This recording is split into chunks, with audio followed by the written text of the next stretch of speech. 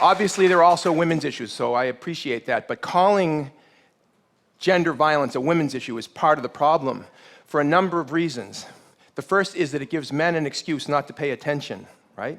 A lot of men hear the term women's issues and we tend to tune it out and we think, hey, I'm a guy, that's for the girls or that's for the women. And a lot of men literally don't get beyond the first sentence as a result. It's almost like a chip in our brain is activated and the neural pathways take our attention in a different direction when we hear the term women's issues. This is also true, by the way, of the word gender, because a lot of people hear the word gender and they think it means women. So they think that gender issues is synonymous with women's issues. There's some confusion about the term gender. And a lot of people, when they hear the word gender, think it means women. In each case, the dominant group doesn't get paid attention to. And I want to share with you this exercise that illustrates on the sentence structure level how the way that we think, literally the way that we use language, conspires to keep our attention off of men. This is about domestic violence in particular, but you can plug in other analogs for it. But one of them is that our whole cognitive structure is set up to blame victims. This is all unconscious.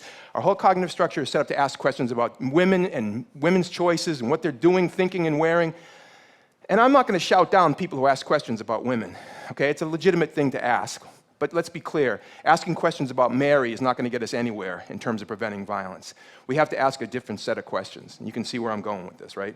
The questions are not about Mary, they're about John.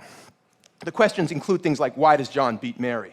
Why is domestic violence still a big problem in the United States and all over the world? What's going on? Why do so many men abuse physically, emotionally, and verbally, and other ways, the women and girls and the men and boys that they claim to love? What's going on with men? Now, I understand that a lot of women who have been trying to speak out about these issues today and yesterday and for years and years often get shouted down for their efforts. They get called nasty names like male basher and man hater and the disgusting and offensive feminazi, right? And you know what all this is about? It's called kill the messenger.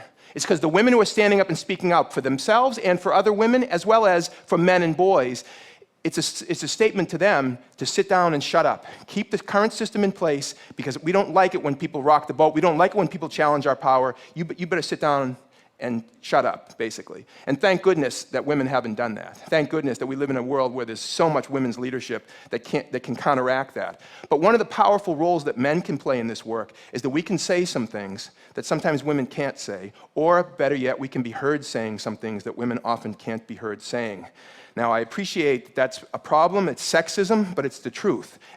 We focus on all of us as what we call bystanders, and a bystander is defined as anybody who is not a perpetrator or a victim in a given situation.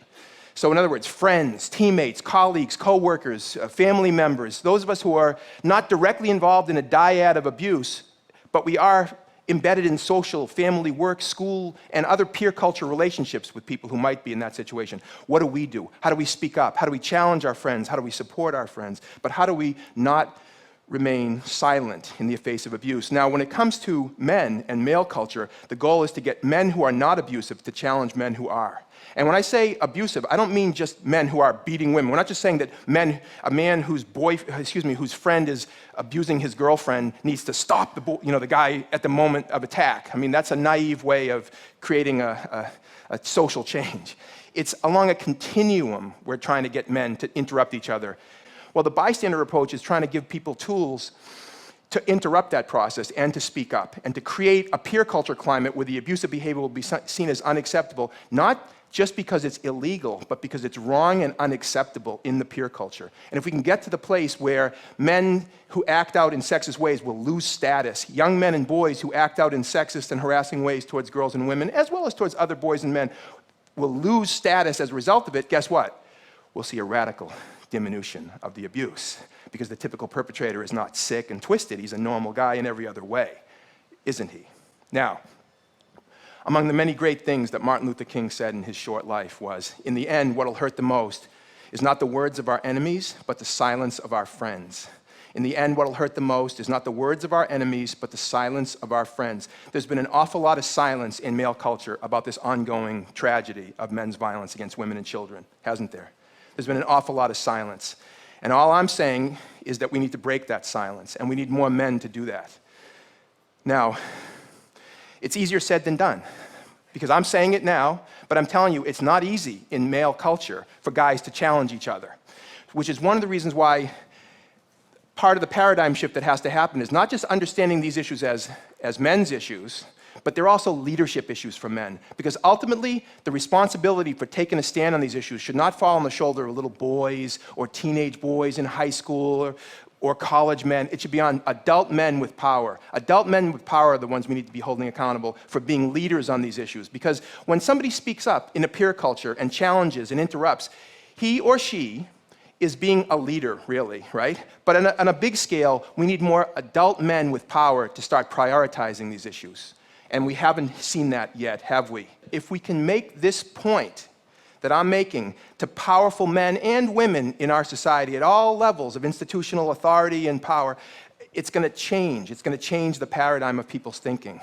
But there's so many men who care deeply about these issues, but caring deeply is not enough. We need more men with the guts, with the courage, with the strength, with the moral integrity to break our complicit silence and challenge each other and stand with women, not against them. By the way, we owe it to women, there's no question about it, but we also owe it to our sons. We also owe it to young men who are growing up all over the world in situations where they didn't make the choice to be a man in a culture that tells them that manhood is a certain way. They didn't make the choice. We that have a choice have an opportunity and a responsibility to them as well.